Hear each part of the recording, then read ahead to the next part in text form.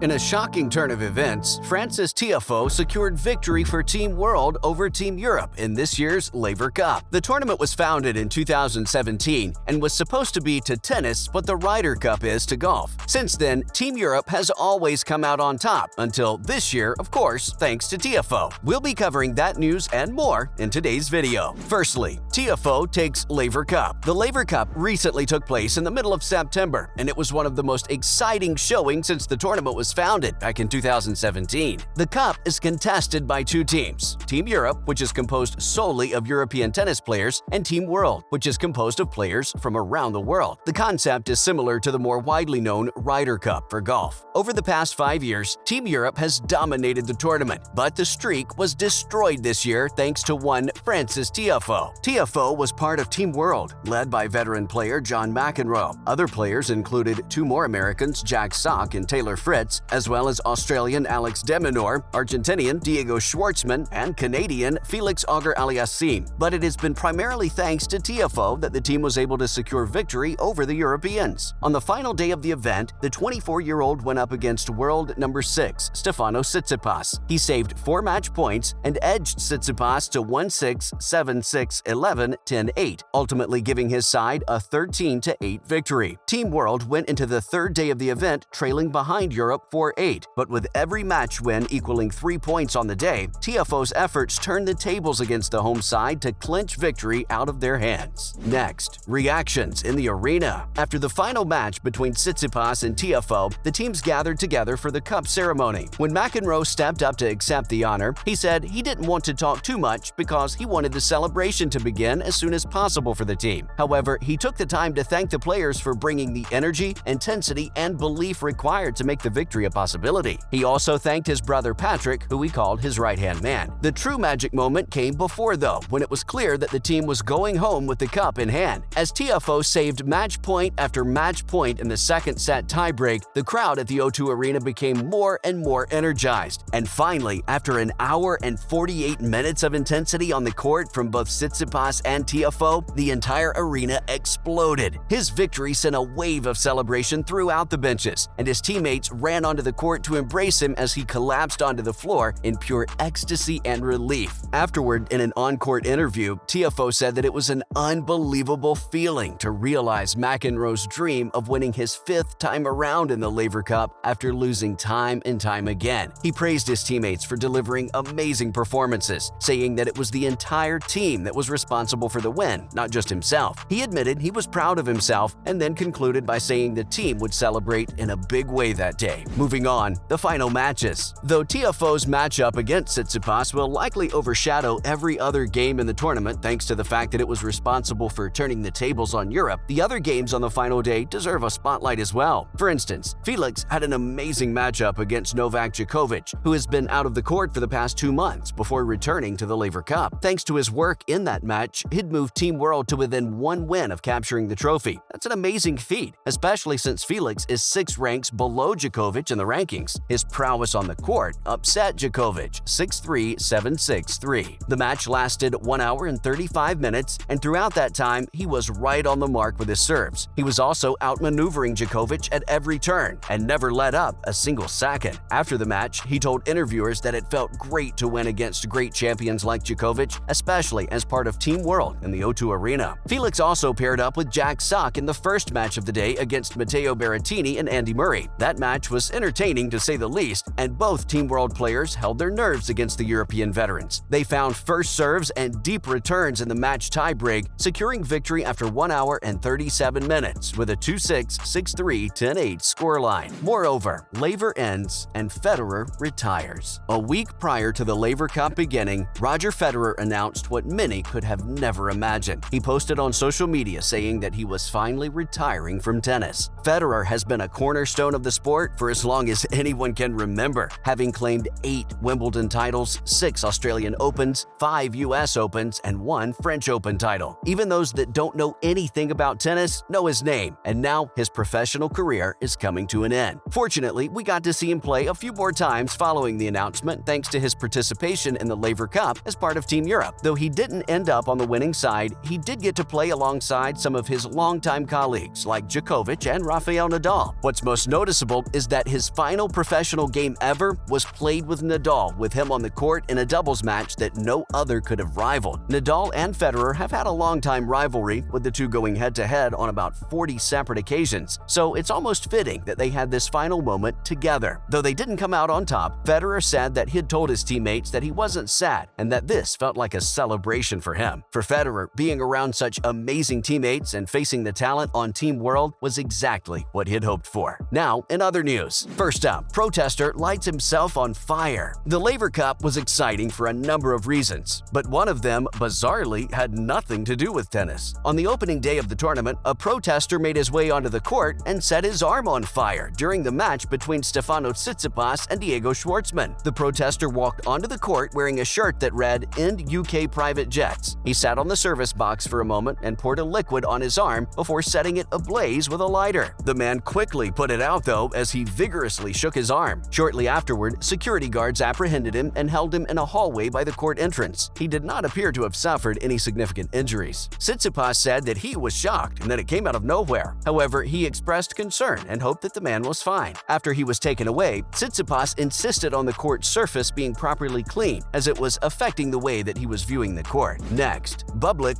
booed. During the Moselle Open final in France last week, Kazakhstani tennis star Alexander Bublik was unceremoniously showered with booze thanks to a botched exhibition shot. Bublik, who currently occupies the number 44 position on the world rankings, was facing down Italian opponent Lorenzo Sonego. He was trailing by a set and a break, and following his attempted move, he gifted him another break in the finale. Sonego had somehow returned a masterful serve by Bublik, and the Kazakhstani had the opportunity to smash an easy winner and save the break point. But in a strange move that no one besides Bublik would be able to make sense of, he spun the racket around, gripped the frame, and tried to play the shot with the handle. In the end, Sonego came out on top with a 4-1 lead in the set. Though Bublik found this hilarious, bursting into laughter as he wiped himself down, the crowd was clearly not impressed, and they expressed that by showering him with booze. Lastly, Tennis Australia partners with the government. A recent report from Tennis.com in Australia had stated that the Australian government's Elite Sports Pathways program, Pacific Aus Sports, is partnering with the Emerging Onto the World Stage program set up by Tennis Australia. This 4-year program is part of the Pacific Aus Sports Pacific Women's Sport Administration Program, or PWSAP. The program was focused on investing in female sports leaders, officials, and administrators in rugby and netball, but now it's expanded to include tennis as well. This partnership is expected to increase participation in tennis for women and girls in the region, as well as increase the representation of women in leadership roles. Aside from that, the program also centers around providing access to safe and inclusive sporting competitions and stronger governance and administration in tennis sporting organizations. That's a wrap for this video. Were you excited by Federer's final doubles match with Nadal? Let us know in the comments below. Make sure to give this video a thumbs up and subscribe to our channel for more videos like this. See you in the next one.